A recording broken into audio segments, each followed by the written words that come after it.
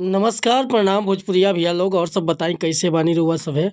उम्मीद करतनी रउआ सब बढ़िया होखब और आज के मीटर तो एकदम दिल के छुए वाला मीटर लेके उपस्थित बानी। स्वागत बा आप सबके विजय बागी के चैनल पर। आज इतना मस्त मीटर लिखले बानी भैया दिल गदगद हो जाई। बहुत अच्छा निर्गुण मीटर लेके उपस्थित बानी और एकदम अच्छा से सजौले बानी ये गीत के। केहू भी सुनी ना तो करेजा पर लगी ये गीत। तो चलिए देर ना करते हुए मैटर के शुरुआत कइल जाए कि कैसे आज के गाना लिखले बानी, कैसे कंपोज कइले बानी, कैसे गावे के बा। ऐसा निर्गुण गीत बाई चांस से केहू लिखत हुई, खास करके नया रजिस्टर लोग में। तो भैया हम कहल चाहब कि रुआ अगर नया सिंगर बानी आ सिंगिंग में इंटरेस्ट बा, अच्छा मीटर के तलाश में भटकतानी, सही ढंग के गीत नहीं खे मिलत, बढ़िया तुकबंदी नहीं खे मिलत, मन पसंद के मीटर नहीं खे मिलत, तो भैया अगर हमरा चैनल पर आ गइल बानी तो निश्चिंत रही, निराश भइला के जरूरत नहीं खे। रउआ जैसन भी मीटर चाहत होखब लिखवावे के, बिल्कुल उचित चार्ज पर रुआ के फर्स्ट क्लास के मीटर मिली भैया। चाहे रुआ कोनो प्रकार के मीटर लिखवाई, हिंदी में चाहे भोजपुरी में, ट्रैक पर चाहे नया सॉन्ग, हर तरह के मीटर लिखेनी। धोबी गीत, लोकगीत, निर्गुण गीत, पूर्वी गीत, अतः खेमटा, डफरा, गुणवती, कोनो प्रकार के गाना चाहिए निश्चिंत होकर रुआ संपर्क कर सकीला। डिस्क्रिप्शन में हमारा नंबर बा और बिल्कुल उचित चार्ज लेनी भैया। मीटर में कोनो प्रकार के शिकायत ना मिली रुआ के। आज के मीटर वाकई दिल के छू जाए वाला मीटर बा। दू अर्थी निर्गुण बाटे। आ जानते बन निर्गुण के मतलब का होला, जाने में दूगो अर्थ निकलत होखे। तो देखी कैसे गाओ के बा ये गीत के।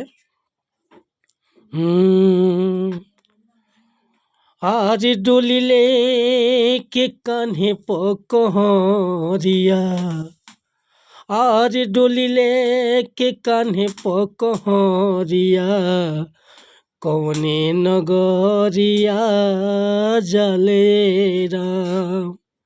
हाँ डोली लेके कान्हे पकहरिया, कौने नगरिया जले राम।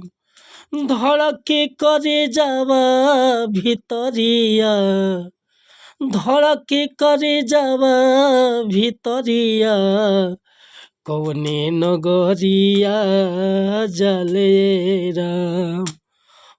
डोली लेके कान्हे पकहरिया, डोली लेके कान्हे पकहरिया, कौने नगरिया जले राम। धड़के करे जावा भितरिया, अरे धड़के करे जावा भितरिया, कौने नगरिया जले राम। तो भैया अगर हमके गाँव में कोनो अगर संक्षिप्त गलती भइल हुई तो क्षमा चाहतनी, काहे कि हम गीतकार बानी, सिंगर ना। रउआ एकरा के औरी बना के बहुत बढ़िया मतलब आवाज़ में गा सकतन। थोड़ा स्केल ऊपर रहे के चाही आ म्यूजिक लाइव होके के चाही भैया। वाकई मतलब कि दिल के छू जाए गीत। तो भैया अगर मीटर पसंद बा, फुल गीत लिखवावे के चाहतनी तो बेहिचक हमरा व्हाट्सअप नंबर पर संपर्क कर सकीले। व्हाट्सअप के नंबर बा 8874473128। कोनो प्रकार के गाना लिखवावे खतरा आ चाहे नया म्यूजिक बनवावे खतरा, बिल्कुल उचित चार्ज लागी भैया। लेकिन मतलब काम अपना मन पसंद के, रुआ जैसन चाहत होखो वैसन मिली। तो चलिए वीडियो पसंद आई हुई तो लाइक कर दे, कमेंट कर दे। मिला तानी फिर से हम अगला वीडियो में कुछ नया गाना लेके। तब तक के लिए अनुमति चाहतानी, कोनो गलती त्रुटि भइल हुई तो क्षमा चाहतानी। जय हिंद, जय भारत, जय भोजपुरी समाज। हर हर महादेव।